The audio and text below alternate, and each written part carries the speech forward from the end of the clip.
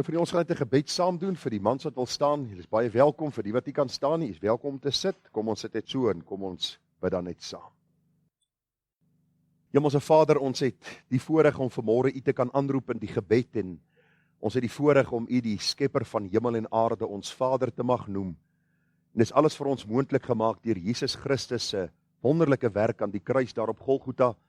En ons dank U Here vir die Heilige Gees wat uitgestort is, wat ook lewe in ons dooie harte kom bring het, sodat ons die waarheid van die woord, die waarheid van Christus se verlossingswerk aan die kruis kon verstaan, kon sien, en Here ook kon uitroep om genade. Baie dankie dat U 'n besondere belang het vanmôre by U kerk en by U kinders. Dankie dat U deur U Gees hier teenwoordig is en is die gebed van my hart, spreek Here, want ons as U diensknegte en U diensmaagde luister. Baie dankie dat U ons deur nog 'n besige week gedra het. Here, daar is so baie dinge wat gebeur in 'n week. Ons dank en ons eer U dat U vir ons goed is en genadig is. Dankie dat U vir hom tuis deur die operasie gedra, dat hy vanmôre hier saam met ons is. Baie dankie Here vir hulle wat in die hospitaal was, wat ontslaan is. Dankie vir hulle wat siek was, wat gesond is vanmôre. Ons wil U eer en loof en prys, want Here, dis U goedheid en U genade en U guns oor ons. En dankie dat ons vir mekaar kan bid. Dankie dat ons mekaar se laste kan dra en so die wet van Christus kan vervul. En nou is die innige gebed van ons hart, Here, dat U vanmôre verheerlik sal word in ons erediens. Dat as ons hier uitstap na hierdie boodskap, Here, dat ons in verwondering sal staan oor U. Want U is die heilige God wat lofwaardig is, die een wat aanbid moet word van nou af tot in ewigheid. Ons dankie dat ons vanmôre die voorreg het om U woord in ons midde te mag hê en dat die opening van U woord wysheid gee. Die woord sê dit maak die eenvoudiges verstandig en baie dankie vir hierdie kosbare Bybelboek. En is die gebed van my hart, Here, dat ons dit sal lees, dit sal ondersoek en dat ons deur die waarheid van hierdie woord opgebou kan word in die allerheiligste geloof. Gemeente, genade, barmhartigheid en vrede word vir U geskenk van God die Heilige Gees en ook van ons hemelse Vader. En ons bid, Here, ook dat U vanmôre verheerlik sal word en ons bid dit met danksegging. Amen. Sê baie dankie vir Renier en vir Eben wat ons so mooi begelei en vir U wat so hartlik saam sing. Ons is die Here dankbaar, altyd lekker om saam te sing, ons harte voor te berei vir die woord. En soos ek gebid het ook, vriende, onthou die Here het 'n besondere belang by sy kinders en hy het 'n besondere belang by die byeenkoms van die heiliges. U moet nooit dink dit is sommer maar net iets wat U doen uit gewoonte nie. Dis wanneer ons in gehoorsaamheid opkom na die huis van die Here, dat die Here ons ook seën met die samesyn, met die waarheid van sy woord. En ek is dankbaar vir elke ouer wat hulle kinders hier na die kerk toe bring, elke middeljarige, elke senior persoon wat hier is, mag die Here vir ons as gemeente baie ryklik seën. Ek vra hom die woord van die Here oop te maak by Psalm 25. En ons dag gevorder tot by Psalm 25. Volgende week sal ons weer een van die 53 belangrike verse hanteer. En dan sal ons so aangaan tot die 53 belangrike verse klaar is. Dan sal ons net konsentreer op die boek Psalms. En ons gaan dan hierdie wonderlike waarheid ook vanmôre raak sien. Hoe lyk die een wat die wil en weg van die Here beter verstaan? Dis waaroor ons vanmôre gaan praat. Hoe lyk die een wat die wil en weg van die Here beter verstaan? En terwyl ek die Bybel lees, wil ek u vra, dat u sal kyk of u 1 of 2 of 3 van die punte dalk kan raak sien. Nou ek gaan nie vir sê hoeveel punte ek vanmôre het nie, dan gaan u moedeloos raak, nog voor ek begin het, en ek wil nie 'n moedelose gehoor hê nie, of 'n gemeente hê nie. So ons gaan bietjie 'n paar punte hanteer, maar die gedagte is vanmôre vir my so belangrik. Hoe lyk die een wat die wil en weg van die Here beter verstaan? As daar een is wat dit nodig gehad het om hierdie wil en weg van God te verstaan, was dit die man Dawid. Hy is die skrywer van hierdie Psalm. Hy was 'n man wat deur baie diep waters gegaan het, 'n man wat geweldige stryd beleef het in sy lewe.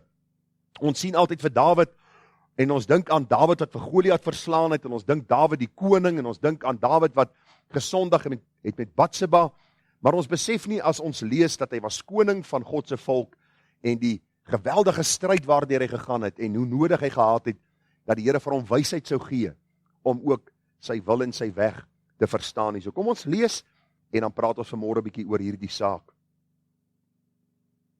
'n Psalm van Dawid. Nou u sal sien, daar's Alef, Bet, Gimel en al daardie woorde. Dit is die Hebreëse alfabet. So ek gaan dit nie elke keer lees nie. Ek gaan net vir u die woorde lees. Die Hebreëse alfabet volg voor elke vers wat dan geskryf is. 'n Psalm van Dawid. Tot u, o Here, hef ek my siel op. My God, op U vertrou ek. Laat my nie beskaamd staan nie. Laat my vyande oor my nie juig nie. Ja, almal wat U verwag, sal nie beskaamd staan nie. Hulle sal beskaamd staan wat troueloos handel sonder oorsaak. Here, maak my U weë bekend. Leer my U paaie. Lei my in U waarheid en leer my, want U is die God van my heil. U verwag ek die hele dag. Dink, Here, aan U barmhartigheid en U goedertierenhede, want die is van ewigheid af. Dink nie aan die sondes van my jonkheid en aan my oortredinge nie. Dink aan my na U goedertierenheid, om U goedheid ontwil. O Here, die Here is goed en reg, daarom sal hy sondaars leer aangaande die weg. Hy sal die ootmoediges lei in die reg en die ootmoediges sy weg leer. Al die paaie van die Here is goedertierenheid en trou vir die wat sy verbond en sy getuienis bewaar. Om U naam ontwil, Here, vergeef my ongeregtigheid, want dit is groot. Wie tog is die man wat die Here vrees? Hy sal hom leer aangaande die weg wat hy moet kies. Hy self sal vernag in die goeie, en sy nageslag sal die land besit. Die verborgenheid van die Here is vir die wat hom vrees, en sy verbond, om hulle dit bekend te maak. Vers 15 sê, my oë is altyd deur op die Here, want hy sal my voete uitlei uit die net. Wend U tot my en wees my genadig, want ek is eensaam en elendig. Die benoudhede van my hart is wyd uitgestrek. Lei my uit my angste. Aanskou my ellende en my moeite, en vergeef al my sondes. Aanskou my vyande, want hulle is talryk, en hulle haat my met 'n geweldige haat. Bewaar my siel en red my. Laat my nie beskaamd staan nie, want by U skuil ek. Laat vroomheid en opregtheid my bewaar, want U verwag ek. O God, verlos Israel uit al sy benoudhede. Vriende, ons lees tot sover saam met die woord. Ons teks van oordeenking vanmôre vind ons in vers 4 en vers 12. Daar staan, Here, maak my U weë bekend, leer my U paaie, en vers 12, wie tog is die man wat die Here vrees? Hy sal hom leer aangaande die weg wat hy moet kies. Vanmôre praat ek met u oor die tema, hoe lyk die een wat die wil en die weg van die Here beter verstaan? Hoe lyk die een wat die wil en die weg van die Here beter verstaan? Nou in hierdie week, terwyl ek so bietjie na hierdie psalm gekyk het en so bietjie gestoei het met hierdie gedagtes, het ek besef daar is baie meer wat ons uit hierdie psalm vir u kan gee as net die gedagte van vanmôre. Maar ek het tog in die navorsingswerk wat ek gedoen het gesien dat hierdie is eintlik een van die hoofgedagtes wat na vore kom in Psalm 25, naamlik die weg en die wil van die Here en hoe kan u en ek dit beter verstaan? Nou in hierdie week het ek daarin gedink, vriende, dat die wil van die Here is een van die kontroversiële sake in die Christelike godsdiens. Daar is vandag baie stemme wat opgaan, daar is baie verwarring oor die saak, daar is baie mense wat praat oor die saak, maar eintlik niks sê nie.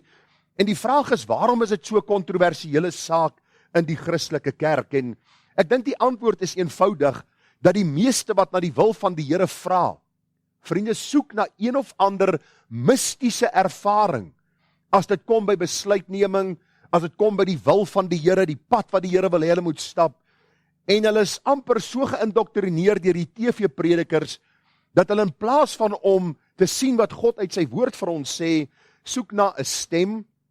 Jy hoor dikwels mense sê, God het vir my gesê om A, B of C te doen, en ek is altyd stout, en dan begin ek hulle so 'n bietjie vra, nou, hoe klink die stem? Is dit 'n diep stem? Is dit 'n sagte stem? En dan begin hulle, ek sê, is nie miskien jou eie gedagte gewees nie, was nie miskien jou eie idee gewees nie. Dan is daar die wat sê, hulle soek 'n teken, en ag vriende, daar is soveel wat teken soek, en dan wil hulle deur 'n teken sê, die Here het hulle gelei in sy wil en sy weg. Daar is mense wat 'n vers soek, maak die Bybel oop, vat die vinger, draai hom so 'n paar keer in die ronde, en hierdie vinger is so deur mekaar en hy druk, en jy sê, hierdie vers wat hy op gedruk het, is wat God nou gesê het, moet ek doen. En baie keer vat hulle 5, 6, 7 keer die Bybel en druk op 'n vers, tot hulle een kry, wat hulle graag wil hê, wat hulle wil hoor, dit wat hulle graag dan wil doen. Dan is daar 'n woord van God, mense wat na jou toe stap en sê, luister, die Here het vir my gesê om vir jou te sê, hierdie besluit wat jy mee worstel, moet jy ten uitvoer bring, of jy moet stop daarmee. En mense is so lief om namens God te praat en 'n woord van God uit te bring. Dan is daar die bevestiging van ander, daar is 'n sterk gevoel in my hart, ek voel, ek moet hierdie ding doen, en ek wil vir u vanmôre sê, pas op vir jou gevoel. Dis definitief nie iets wat jy op kan vertrou nie. En dan die sogenaamde oop deur.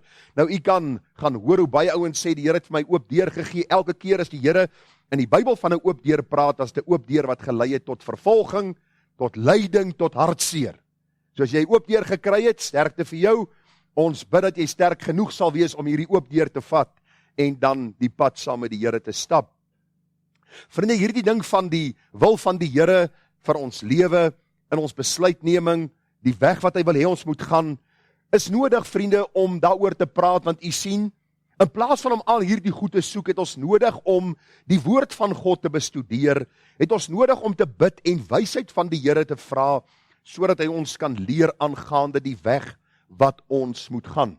Ek moet net vir u 'n kort illustrasie hier gee, en ek het dit dikwels gesien, en ek het baie met Ethel daaroor gepraat, en met ander mense, en ek het dit gesien in die bediening, hoe 'n broeder beroep word na 'n gemeente toe, en die kerkraad sal in die dokument skryf dat hulle en die Heilige Gees het besluit om hierdie broer te beroep na die gemeente, en hoe hulle dit regkry saam met die Heilige Gees, weet hulle, ander weet dit nie altyd nie. Maar dan word die beroepsbrief uitgegee, en die leraar neem aan, en glo my, ek het in baie gesprekke gegaan met broeders, vir hulle gevra hoe die Here jou gelei om na die bepaalde plek te gaan, en ek het dinge gehoor soos, ek het vir die Here gevra om vir my teken te gee, en toe daar 'n arend voor my kar gevlieg, en toe die Here vir my gesê, luister, jy moet in daardie rigting beweeg. Die ander een het 'n bus gesien wat voor hom ry, of oor die pad ry, en dit kan wees of van 'n nommer, of 'n registrasienommer op daardie bus, wat vir hulle gelei het nou na die plek, omdat een van die letters daar dan ooreengekom het met die plek wat hom beroep het, of dan die ergste wat ek gehoor het, 'n man wat gesê het, dat 'n stem uit die hemel het vir hom gesê, jy beter na hierdie plek toe gaan, anders te maak ek jou dood. Dit is wat ek gehoor het in die jare in die bediening, en toe besef ek net daarom, of dis seker die rede waarom so baie kinders van die Here verward is oor die wil van God in hulle besluitneming, en dan ook die weg wat hulle moet gaan, omdat predikante self verward is oor hierdie baie belangrike saak. Dikwels wanneer die Here met my praat oor die gedagte van wat ek moet doen, die volgende ding wat ek moet doen, is dit eenvoudig omdat ek die woord van die Here sistematies lees. En as jy die woord van die Here sistematies lees, sal die Here vir jou antwoorde uit die Bybel gee, en jy sal weet, God praat met my, hy sal begin werk deur sy woord in jou hart, en deur sy gees se oortuiging, en dan gaan die Here ook vir jou wys, die rigting wat jy in moet gaan. Ek wil vir u sê, vriende, daar is nooit 'n onfeilbare toets nie. U moet nooit dink dat die Bybel is vir ons een of ander kristalbal wat ons vryf en dan sien ons die toekoms nie.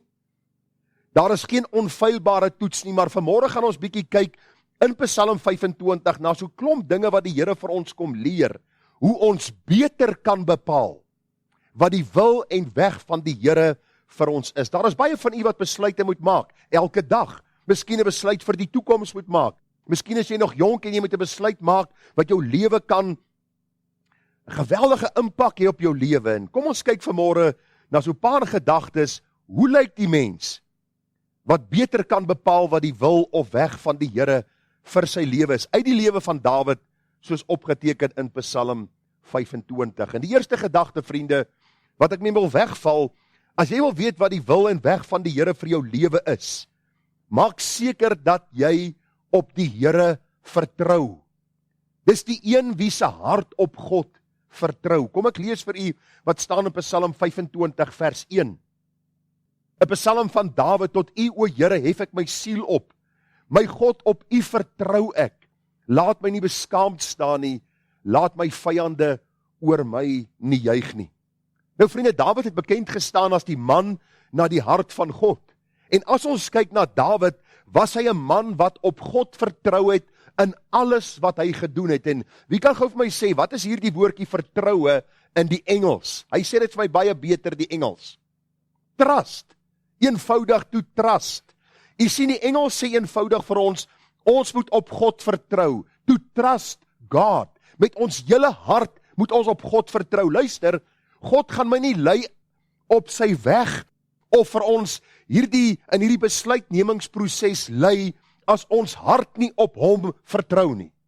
Hierdie boodskap is nie vir mense wat lukraak omgaan met die Bybel nie, maar juis hulle wat wil leef binne God se raamwerk, binne God se wil om God te verheerlik.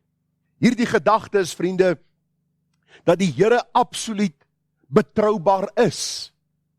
Ons kan hom vertrou met ons hele lewe. Waarom? Omdat die Bybel vir ons leer, die geskiedenis vir ons leer, dat God dan absoluut betroubaar is. Die Engels sê, he is trustworthy. Ons kan ten volle op hom vertrou. Hoor wat sê Spreuke 3 vers 5. Vertrou op die Here met jou hele hart en steun nie op jou eie insig nie. Ken hom in al jou weë, dan sal hy jou paaie gelyk maak. Wees nie wys in jou eie oë nie, vrees die Here en wyk af van die kwaad.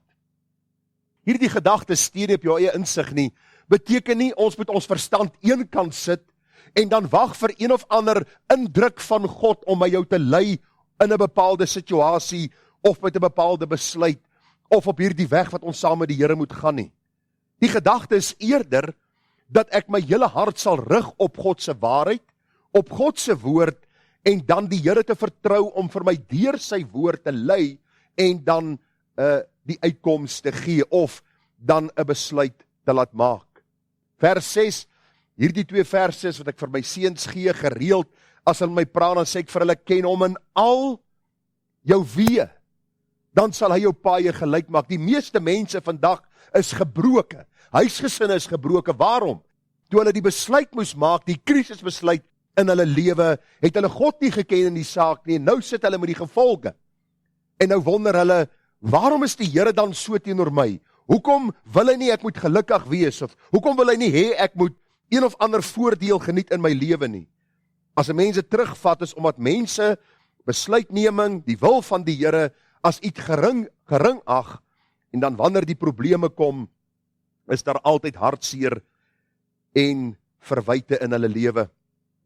Ek het so gekyk na die lewe van Dawid en Saul, die eerste 2 konings dan in Israel, Saul en dan Dawid sou hom opgevolg het. Het jy al gesien in Dawid en in Saul se lewe, vriende, aan die einde wat gebeur het? Dawid, en ek het hierdie week in 1 Kronieke 29 gelees, Dawid sluit sy lewe af met aanbidding. Hy aanbid God vir sy goedheid en dat God hom geseën het en God hom bewaar het en God hom met wysheid dan ook gelei het. Aan die ander kant, waar sien ons vir Saul? Saul is bewend voor 'n waarsêer wat vir hom sê, môre sal jy sterwe. Omdat Saul God se woord verontagsaam het en sy hart nie gerig het op die Here nie, maar sy hart gerig het op sy eie idees, op sy eie gedagtes, sy eie insigte, beïnvloeding van ander mense en sy emosies. En Saul se lewe is vandag vir ons 'n voorbeeld van een wat sy hart nie op God vertrou nie. Psalm 37 vers 3 sê, vertrou op die Here en doen wat goed is. Bewoon die aarde en beoefen getrouheid. En verlustig jou in die Here. Dan sal hy jou gee die begeertes van jou hart. Laat jou weg aan die Here oor en vertrou op hom. En hy sal dit uitvoer. En hy sal jou geregtigheid laat voortkom soos die lig en jou reg soos die middag. Om op God te vertrou, to trust God. Vriende, ons kan mekaar teleurstel, stem jy saam? Ek kan vir jou iets sê en ek kan dit later nie doen nie, of ek kan teruggaan op my woord, en dis die hartseer tendens onder mense vandag. Maar daar is een op wie ek my hart volkome kan rig, wat vir my deur sy woord kan lei, en die Here sê vir my dat hy my sal lei na waters waar rus is, soos ons gelees het, daar in Psalm 23, toe ons daar die Psalm hanteer het. Jeremia 17 vers 7, geseënd is die man wat op die Here vertrou, en wie se vertroue die Here is. En hoor nou, hoe beskryf Jeremia dit? Hy of sy sal wees soos 'n boom wat by water geplant is, en sy wortels uitskiet by die stroom, en nie vrees as daar hitte kom nie, maar sy blad bly groen, en in 'n jaar van droogte is hy nie besorg nie, en hou nie op om vrugte te dra nie. So as my hart op God vertrou, sal die Here my lei op sy weg en in sy wil, en wanneer ek 'n besluit moet maak, sal die Here my deur sy woord die wysheid gee om 'n besluit te maak wat hom sal verheerlik. En jy gaan sien, ons boodskap is soos 'n legkaart.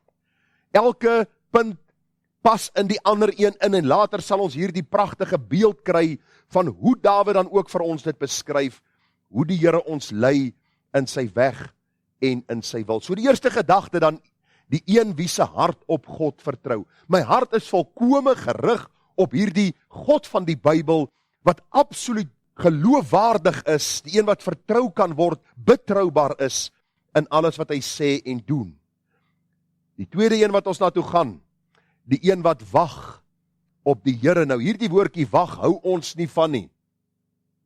Ons hou nie van om te wag nie. As ons in McDonald's se ry staan, dit is nou nie eens uitgeklim uit my kar nie, hulle praat van die drive-thru, dan raak ons ongeduldig as ons 30 sekondes moet wag, en ons begin so tik op ons stuurwiel, en ons sê, ek kan nie glo hulle vat vandag so lank nie. Wag is nie deel van ons verwysingsraamwerk nie, maar hoor wat sê Dawid in Psalm 25 vers 3. Ja, almal wat u verwag, die oorspronklike taal sê that wait, die wat op hom wag, sal nie beskaamd staan nie. Hulle sal beskaamd staan wat troueloos handel sonder oorsaak. Vers 5. Lei my in u waarheid en leer my, want u is die God van my heil. U verwag ek. I wait on thee, upon thee. Ek wag vir u, Here, dat u my 'n antwoord sal gee. Vers 21. Laat vroomheid en opregtheid my bewaar, want u verwag ek. Dis belangrik dat ons sal sien dat Dawid op die Here moes wag. Nadat hy as koning gesalf was deur Samuel, moes hy 13 jaar gewag het, voor hy die troon kon bestyg. En ons sal sê, man, is Dawid nou heeltemal kens. 13 jaar. Maar in daardie 13 jaar het God hom gevorm, en God het hom verander. Ek wil vir u sê, omdat ons as westerlinge nie daarvan hou om te wag nie, en ons amper die spreekwoord in ons volksmond het, dat die ding wat ek al gister gedoen gehad het, terwyl ek vandag eens daaroor gedink het of gepraat het, raak ons dikwels ongeduldig met die Here en met ander. Ons neem besluite, ons begewe ons in situasies en ons doen dinge waaroor ons later baie spyt is. En hoor, die besluit wat jy nou maak, het 'n gevolg op jou lewe in die toekoms. Moenie dink as jy vandag oorhaastig opgetree het, alles word maar onder die mat gevee, en die Here kom soos 'n towenaar en hy sê simsalabim en alles is reg nie. Dis nie wie God is nie. Daarom is dit noodsaaklik om te wag op die Here. Dis vir my belangrik as ek kyk na die lewe van Saul. Ek kom weer terug na Saul toe. Die Here sê dat net Samuel aan hom 'n offer mag bring. Samuel die profeet wat betroubaar was van Dan tot Berseba. Die Bybel sê Saul wat nie meer met 'n volkome hart op God vertrou nie, bring die offer aan die Here, en nou lees ons in 1 Samuel 13 vers 9. Saul wat die brandoffer gebring het, omdat hy vir Samuel nie wou wag nie, dit het om die koningskap, sy troon en God se toorn gekos. Dink gou by jouself, hier is die manskappe, wag vir Samuel, 7 dae gaan verby, Samuel daag nie op nie, en die Bybel sê dat Saul hom vergryp aan iets wat die Here nie vir hom gee nie, en wat kos dit hom? Dit kos hom 'n lewe tot die dag van sy dood, van hartseer, van God se toorn, en dat hy nie meer as koning geëer was in die volk Israel nie. Vriende, mense raak haastig in hulle verhoudings. Hulle trou die verkeerde een. Dit bring hulle baie trane, en later wil hulle vra, Here, waarom het u my gelei in hierdie besluit of hierdie situasie? Mense begin finansiëel in krisisse raak. Waarom? Hulle koop karre, hulle koop huise, hulle gaan besigheidstransaksies aan, en hulle het nie gewag op God om vir hulle te lei met wysheid en met insig nie. Dis belangrik dat ons sal sien, dat om te wag op die Here is een van die Bybelse beginsels wat Dawid vir ons deurgee. Dawid kon 'n paar keer vir Saul doodgemaak het, maar sy vertroue op die Here en die feit dat hy gewag het op God se tyd en God se tydsberekening, het vir hom baie vreugde en ook 'n geseënde koninkryk dan besorg. Psalm 24:14 sê, wag op die Here. Wees sterk en laat jou hart sterk wees. Ja, wag op die Here. Wat beteken dit om te wag op die Here? As jy 'n bepaalde saak het waaroor jy 'n besluit moet neem, beteken dit eenvoudig, lees die woord. Bid, gaan op jou knieë en vra, bid tot die God in die verborgene, sodat hy in die openbaar kan vergelde. Dit beteken, moenie oorhaastig wees in dit wat jy doen nie. Maak seker dit wat jy doen, is in lyn met God se woord en God se waarheid. Psalm 40 vers 1 sê, vir die musiekleier 'n psalm van Dawid, ek het die Here lank verwag, en hy het hom na my toe neergebuig, en my hulp geroep, gehoor. Hy het my uit die kuil van vernietiging, uit die modderige sluik opgetrek, en my voete op 'n rots gestel. Hy het my gange vasgemaak. Hoor nou vers 4, hy het 'n nuwe lied in my mond gegee, 'n lofsang tot eer van onsse God. Baie sal dit sien en vrees, en die Here vertrou. My hart moet volkome op God gerig wees, en dit het baie keer nodig dat ek sal wag op die Here. Micha 7 vers 7 sê, maar ek sal uitsien na die Here, ek wil wag op die God van my heil. My God sal my hoor. Ons gaan nou 'n bietjie uitkom by die gedagte van, mense sê, maar luister, ek het nie altyd tyd om te wag nie. Ons gaan kyk wat die Here vir ons leer, en hoekom hy baie keer vir ons sê, wag, voor ons 'n belangrike besluit maak. Die derde gedagte wat ek raak gesien het hierso, die Here lei ons in sy weg en in sy wil, en in die besluitneming wat ons moet maak, as ons hom vra, en sy woord hoogag. As ons hom vra, en sy woord hoogag. Ek lees vir u Psalm 25 vers 4. Here, maak my u weë bekend, leer my u paaie. Lei my in u waarheid en leer my, want u is die God van my heil, u verwag ek die hele dag. Vriende, gaan lees Dawid se psalms. Dawid was 'n man wat God se woord hoog geag het, maar ook 'n man wat gereeld sy hart voor God uitgestort het. Hy het sekere dinge vir die Here gevra. Hy het wysheid gevra wanneer hy moet uittrek vir die oorlog. Wanneer hy die manskappe miskien tot bedaring moet bring, wanneer hulle harte ongesteld raak. Wanneer hy die volk moet wysheid moes lei. Hy het gewag op die Here, maar hy het ook die Here gevra en God se woord hoog geag. Nou wat vir my so interessant, toe ek hierdie gedeelte lees, want u sien, die Here is alwetend. Hy weet wat ons gaan vra nog voor ons dit gevra het, en tog nooi die Here ons, dat ons alles deur gebed en smeking met danksegginge aan hom bekend moet maak. Hy weet wat ons nodig het, vriende, maar hy kom nog steeds en hy roep ons op, om hom te vra, maar ook sy woord hoog te ag. En kom ek gaan vir u so 1 of 2 illustrasies gee, omdat u aan u beter te verduidelik. As u nou vanmôre jonk is, nog nie getroud is nie, nog nie 'n man of 'n vrou het nie, en jy vra vir die Here, Here, gee my 'n lewensmaat.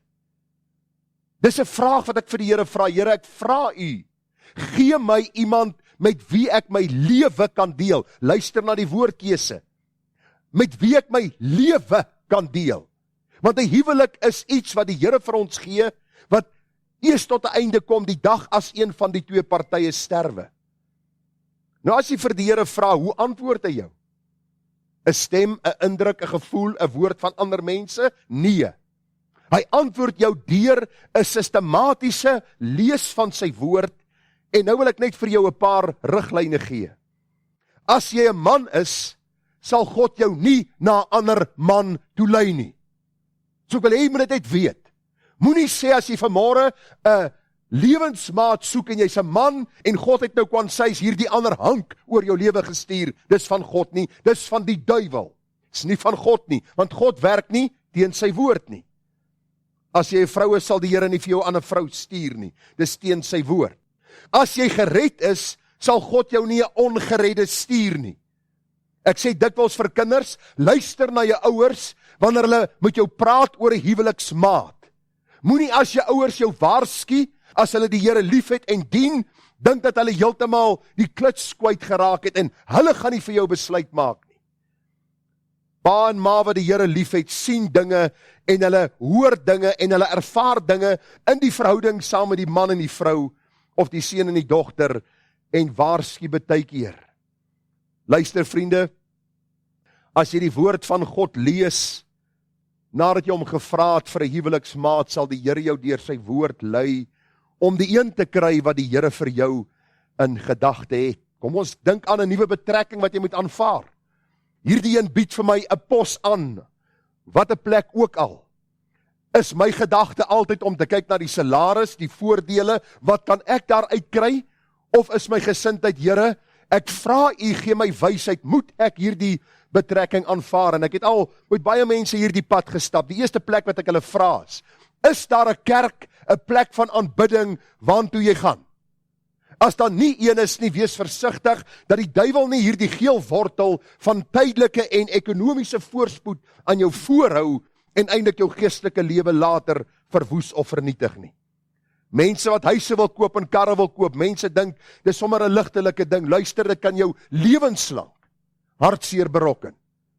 As jy iets koop wat jy nie kan bekostig nie, die Here sê vir ons, ons moet goeie rentmeesters wees. Lees die Bybel. Die Here sê ons moenie deur ons begeertes gedryf word nie. Die Here sê ons moenie besluite neem in ons lewe waar ons kompromie aangaan en ons lewens sodoende verwoes en vernietig nie. So, as ek vir die Here iets vra, maak seker dat jy ook sy woord hoog ag, dit lees, dit bestudeer, sodat die Here vanuit sy woord vir jou begelei.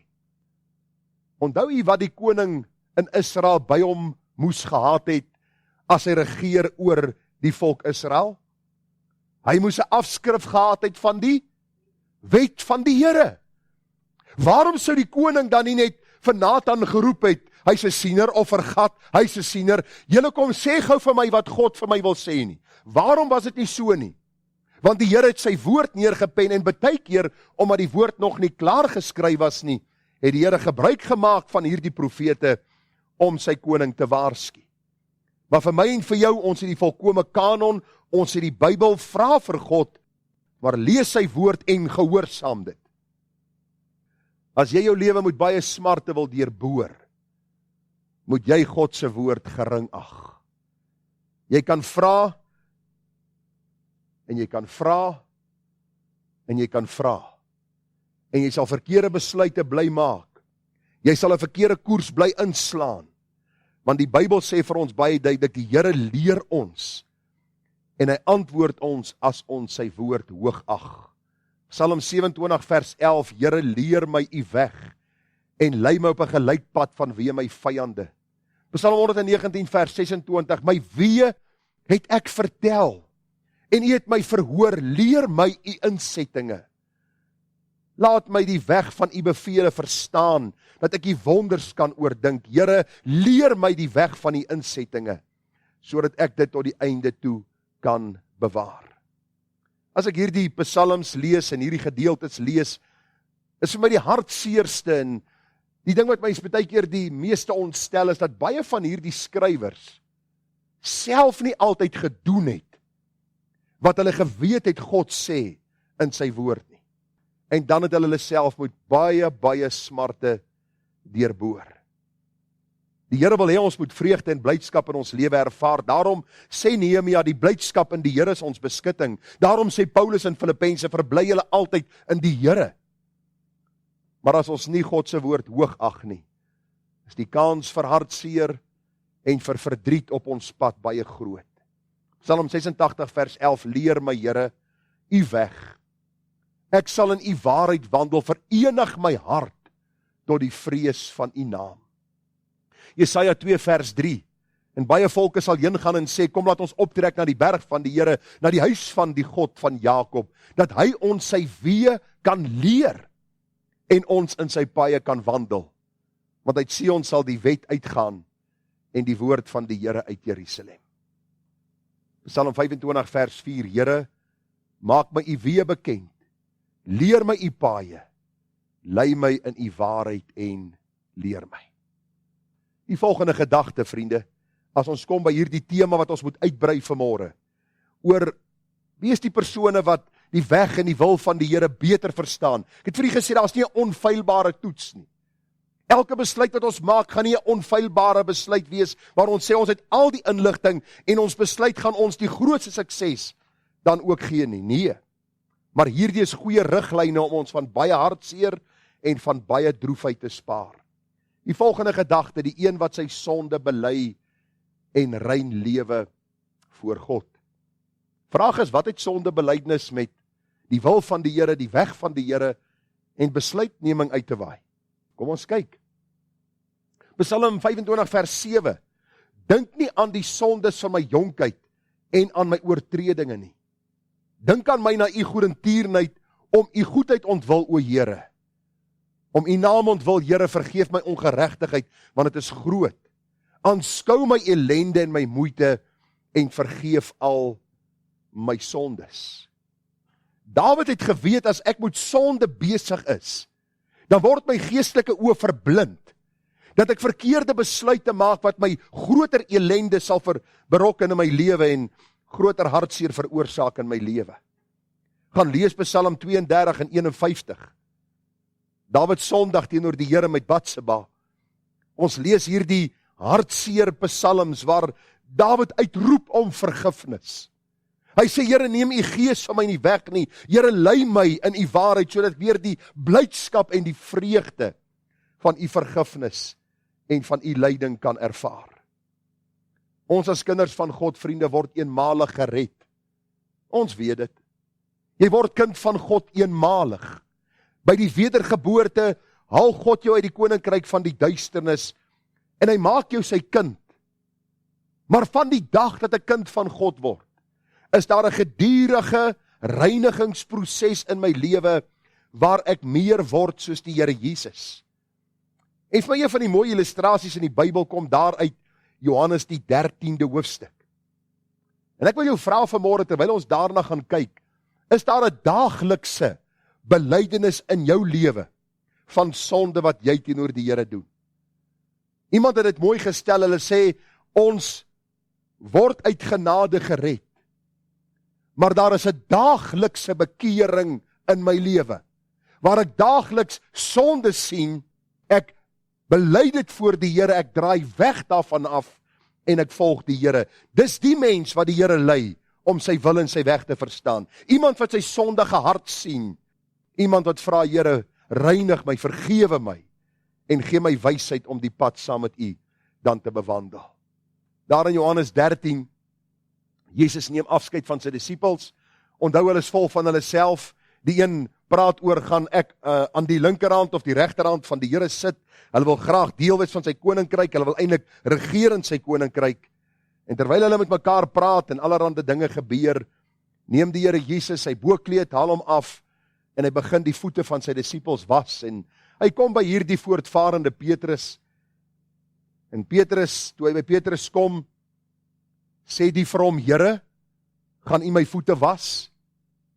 Jesus antwoord en sê vir hom, wat ek doen begryp jy nie nou nie, maar jy sal dit hierna verstaan. En nou kom die Here en hy pas dit geestelik toe. Petrus sê vir hom, u sal my voete in der ewigheid nie was nie. Jesus antwoord hom, as ek jou nie was nie, het jy nie deel aan my nie. Sien, nou raak hierdie voete was 'n geestelike les, wat die Here vir Petrus leer, wat die Here vir my en jou vanmôre leer. Simon Petrus sê vir hom, Here, nie net my voete nie, maar ook die hande en die hoof. Jesus sê vir hom, hy wat gewas is, het niks anders nodig as om die voete te was nie, maar is heeltemal rein, en julle is rein, maar nie almal nie. Wat wil die Here vir ons kom leer? As kind van God is ons eenmalig gered, maar elke dag raak ons voete, ons geestelike voete vuil, in hierdie wêreld. Deur denke, deur gedagtes, deur optredes, deur dinge wat ons doen, wat ons sê, waarna ons kyk. Nalat sondes om nie die woord van die Here te bestudeer soos ons moet nie, en dan maak ons besluite. En dit deurboor ons met baie smarte. Daarom belangrik, as ons wil weet wat die wil en weg van die Here vir ons lewe is, die volgende besluit wat ons moet maak, die groot ding in my lewe wat ek moet besluit. Here, leer my om in die eerste plek my eie hart voor U te ondersoek en met die sonde te deel in my lewe. 1 Johannes 1:7, almal ken dit. As ons in die lig wandel soos hy in die lig is, dan het ons gemeenskap met mekaar in die bloed van Jesus Christus. Sy seun reinig ons van alle sonde. As ons sê dat ons nie sonde het nie, wat doen ons? Ons mislei onsself. En die waarheid is nie in ons nie. As ons sondes bely, is getrou en regverdig om ons die sonde te vergewe en van alle ongeregtigheid te reinig. As ons sê dat ons nie gesondig het nie, dan maak ons hom tot 'n leienaar en is sy woord nie in ons nie. En nou belangrik, jy kan dit onderstreep in die Bybel. My kinders, ek skryf hierdie dinge aan julle, dat julle nie moet sondig nie. So God se begeerte vir sy kinders is, dat ons nie met moedswillige sondes in ons lewe besig sal raak nie. Dat ons nie opsetlik teenoor hom sal sondig nie. Dat ons nie die weg van sonde sal inslaan nie. Maar soms sondig ons, soms raak ons voete vuil. Soms is ons nodig om te sê, Here, ek het gesondig. En nou sê die Bybel, as iemand gesondig het, ons het 'n voorspraak by die Vader, Jesus Christus, die regverdig, en hy sy versoening vir ons sondes, en nie alleen vir ons nie, maar ook vir die van die hele wêreld. Die vraag wat gevra moet word vanmôre is, waarom is sondebelydenis deel van die besluitnemingsproses, die wil en weg van God? Eenvoudig omdat my en jou hart sondig is. Luister gou. Die meeste keer as ons vra na die wil of die weg van God, is daar selfsug in ons harte betrokke. Ons soek net, verskoon die Engels, ons soek maar net 'n chap, 'n stempel van God op ons besluit wat ons lankal reeds gemaak het. En ons soek net iemand om te blameer as hierdie besluit nie vir my reg uitwerk nie. Daarom pleit ek by jou, dat jy seker sal maak dat jou hart voor God gereinig is, dat jy wandel in 'n verhouding met hom, waar jy deel met sonde in jou lewe, want die Bybel sê, Markus 7:21, want van binne, uit die hart van die mens, kom die slegte gedagtes, egbreek, hoerery, moord, diewery, hebsug, boosheid, bedrog, losbandigheid, afguns, lastering, hoogmoed, dwaasheid, al hierdie booshede kom van binne uit en maak die mens onrein. Vriende, daai bloetjie wat jy vanmôre het, wat nog klein en broos is, het so hard. Hitler was ook 'n babietjie gewees.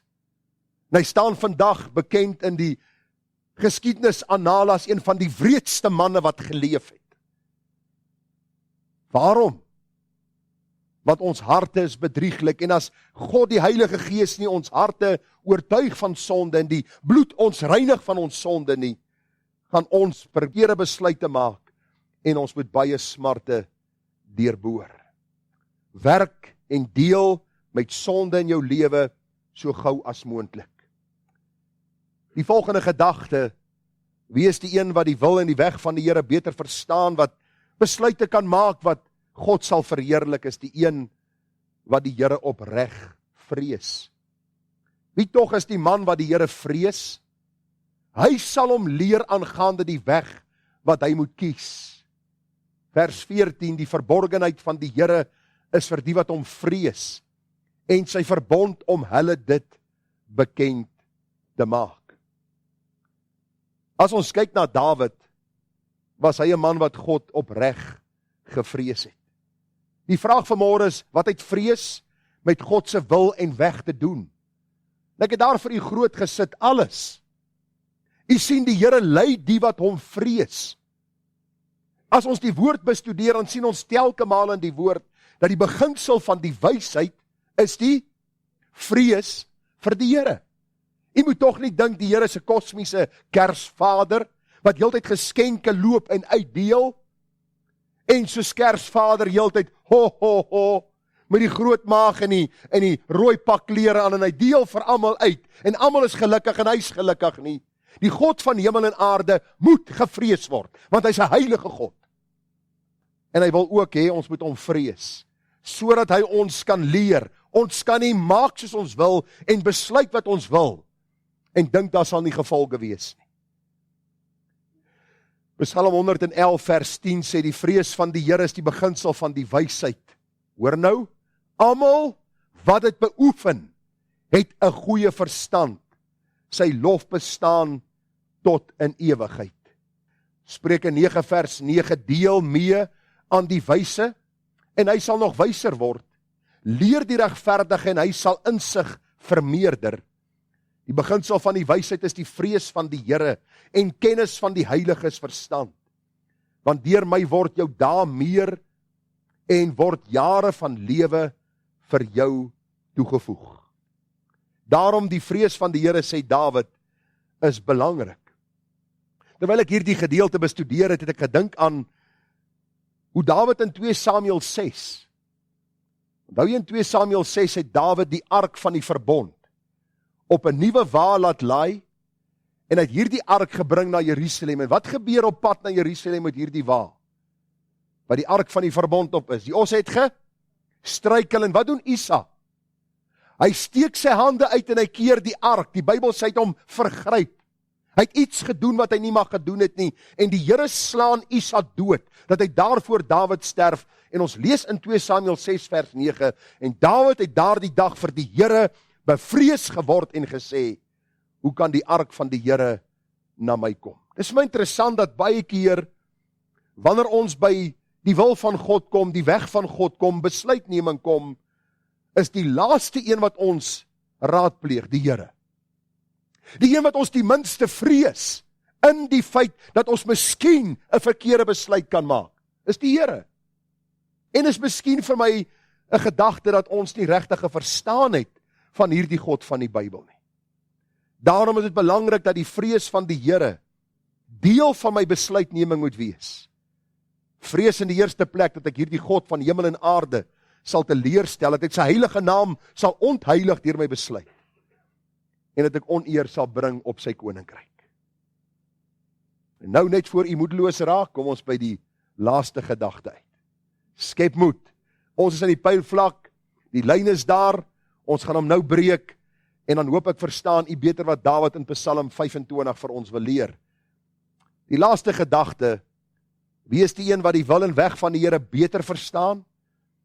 Dis hulle wie se geloofsoë altyd op die Here gerig is. Ek lees vir u Psalm 25 vers 15, my oë is altyd deur op die Here, want hy sal my voete uit die net uitlei. Dawid skryf hierdie woorde terwyl hy in baie moeilike omstandighede sit. Dawid se omstandighede was nie van so aard dat hy maanskyn en rose beleef het nie. Dit was nie 'n seepgladde reis na die hemel nie, inteendeel. Dawid as man van God en iemand wat God liefgehad het, beleef geweldige aanvegtinge. En hy sê nog steeds, ten spyte van dit alles, is my oë op die Here gerig. Wie van u wat vanmôre hier sit, kan u hand opsteek en sê, elke liewe besluit wat ek nog tot op hede gemaak het, was die regte besluit. En tog in God se volmaakte raadsplan was dit. En jy kan my sê, nou hoe maak dit sin? Want baie keer neem God ook daardie besluit wat ek in my dwaasheid en miskien in my oorhaastigheid gemaak het, gebruik hy om homself te verheerlik en in my gestalte te kry. Want vriende, as ek en jy altyd die besluite gemaak het in die sin dat ons altyd die regte inligting bekom het en dan die besluit gemaak het wat van ons altyd net voordeel bring, sou ons so tipe van hemel op aarde gehad het. Maar omdat ons harte sondig is en ons nie altyd na God toe vlug in ons besluitnemingsproses en om sy wil te verstaan en om sy weg te bewandel nie, gebruik die Here genadiglik ook selfs die verkeerde besluite om homself te verheerlik en ons nader aan homself te trek. Dit het met Dawid gebeur. Dawid het sekere tye verkeerde besluite gemaak. Maar God het dit ten goeie gebruik. Daar was tug in Dawid se lewe, ja. Maar God het op die einde van die dag dit gebruik om homself te verheerlik. Ons dink baie maal as ons 'n besluit geneem het en dinge loop verkeerd, dat ons teen God se wil gegaan het en nou straf hy ons. Dink gou aan ons situasie. Ek kom van Vredendal na Benoni en ek kom verloor my werk hier. Het ek verkeerde besluit gemaak? Het ek nie op die Here gewag nie? Nee, die Here het alles gebruik om homself te verheerlik in die stigting van 'n nuwe gemeente, om sy koninkryk uit te brei op 'n platform wat hy nooit anderste mense sou bereik het as deur hierdie platform nie. Daarom die Here gebruik sekere middele om sy koninkryk uit te brei en hy het hierdie middel gebruik, hierdie gebeure, om homself te verheerlik. Al voel ons somtyds, maar Here, wat het ons verkeerd gedoen dat ons deur hierdie goed moet gaan? Dat ons deur hierdie stryd moet gaan? Onthou, soms kan ons dinge net leer as ons na die besluit nog steeds die Here in oë hou. Moenie dat God jou vyand raak, of jy sy vyand raak, wanneer daar verkeerde besluite gemaak word nie. Wanneer die Here hierdie besluite wat ons maak gebruik hy dit altyd vir ons heiliging en vir die verheerliking van sy naam. Besluitneming gaan nie altyd oor as ek klaar besluit het, gaan alles klop, dis sal boom loop nie. Vra maar enige man wat getroud is, en gaan vra enige vrou wat getroud is. Daar die engel wat afgekom het daar by die kerk, of daar by die plek wat jy gereël het, en jy het jouself gedink, ons sal nooit beklei nie. As ek nou die dag gelees het, toe die man en vrou klaar gesê het, I do, toe stap hulle daar by die paadjie af, na die deure van die kerk, en sy kyk om soos hy sê, ek het glad nie gehou van die manier wat jy gesê het, I do nie. Die Here kom leer ons baie keer op maniere, maar onthou, die besluitnemingsproses sal ons van baie hartseer spaar. Dis nie onfeilbaar nie, maar dit sal ons van baie hartseer en verdriet spaar. Jare terug, toe ek nog 'n kind was, en dit is baie jare terug, was daar 'n advertensie op televisie, alles loop reg. Altyd reg. Toyota. En ek wil vir die sê, as jy Toyota ry, sal jy weet, dis ook 'n leuen. Want daar is geen onfeilbare voertuig nie, soos daar geen onfeilbare besluit nie. Wat ek vanmôre vir jou wil sê, en ek wil hê jy moet moed skep. As jy vanmôre jouself miskien in 'n huwelik bevind, en jy dink by jouself, ek moes hierdie waarhede gehoor het, voor ek hierdie besluit gemaak het, wil ek vir jou sê, in hierdie besluit wat jy gemaak het, kan God homself nog steeds verheerlik, en hy kan nog steeds vir jou kosbare lesse leer, en jy en jou vrou of jou man opbou in die allerheiligste geloof, as jy net sal besef dat hy is soewerein en hy is in beheer. Soms lei die Here ons na ons besluit deur diep waters, sodat ons meer soos hy kan word.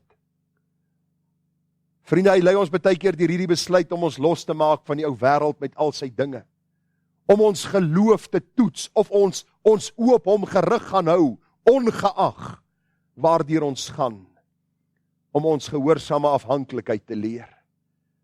En dis die belangrikheid om ons gehoorsame afhanklikheid te leer. Here, ek het regtig moeite gedoen om te bid vir u wil in hierdie saak, en daar is dinge wat nou skeef loop, maar leer my oë gerig te hou op u. Oor wat sê die Bybel oor Jesus self, hy was sondeloos, hy was God wat mens kom word het.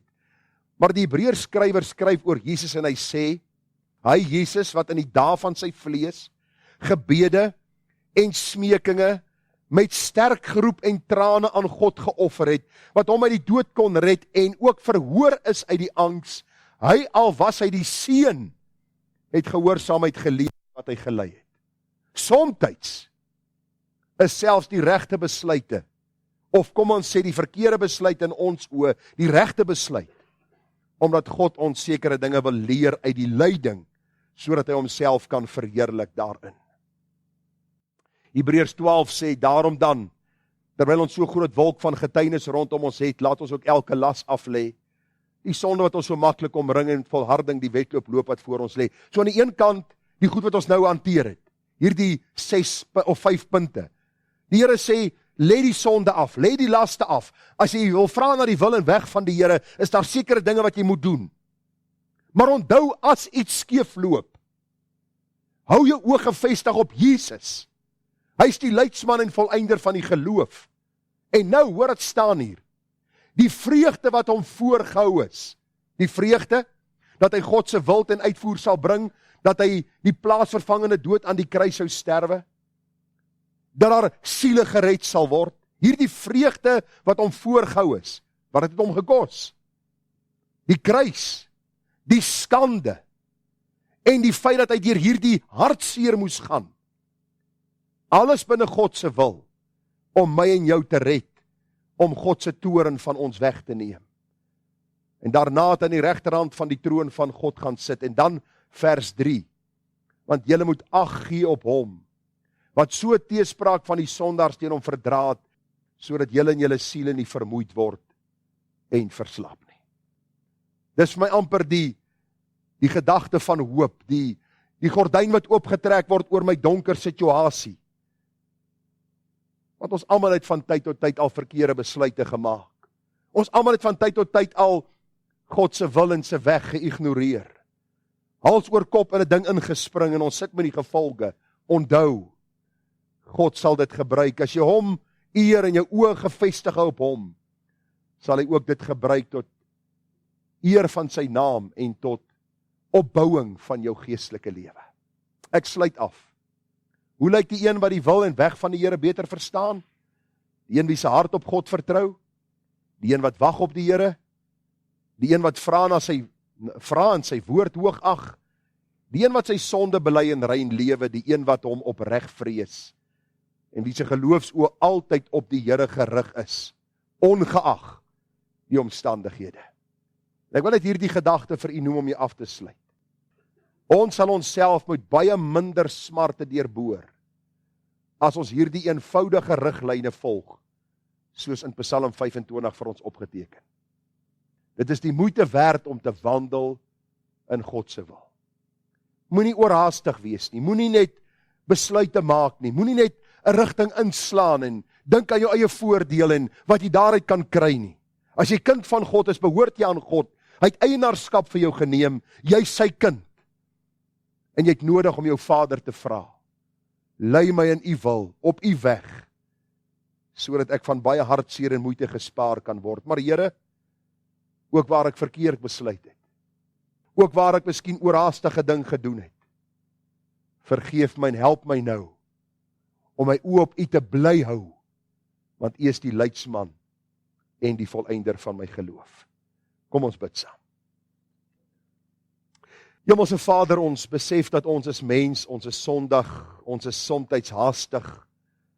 Somtyds doen ons dinge en later is ons spyt daaroor, somtyds kom ons agter, maar ons het nie regtig gebid oor hierdie saak nie, en nou sit ons met die gevolge, en dan is jou vyand daar om ons in die grond te probeer trap, maar kom leer ons vanmôre, Here, dat selfs in daardie tye moet ons oë gefestig bly op U. U kan die hartseer omskep in blydskap. Here, U gebruik die verkeerd om U wil en U wonderlike raadsplan ten uitvoer te bring, om ons te vorm, ons geloof te versterk en Here, ons harte te vestig en te rig op U, sodat ons in die toekoms versigtiger sal wees in ons besluitneming, in die weg wat ons moet bewandel en in die wil van God vir ons lewe. Geef vir ons genade om uit Dawid se lewe te leer, want Dawid het nie maklik gehad nie. Maar Here, tot aan die einde van sy lewe was hy oë gefestig op U. Met al die trauma wat hy beleef het en al die hartseer en selfs die sonde, het hy gesê, Here, U bly my God en U sal my uitlei na waters waar rus is. Mag dit waar wees van my en Here, my gesin se lewe en van hierdie gemeente wat U aan ons toevertrou het en hulle wat inskakel, dat ons werklik moeite sal doen om ons weer te rig, Here, in lyn met die woord van die Here. En dat ons nie teen God se woord sal ingaan en dan met die gevolge sal lewe en die tug van die Here sal ervaar. en dan die hartseer gevolge die res van ons lewe moet dra nie. Here, help ons, gee ons wysheid, want ons het vir U so brood nodig. Amen.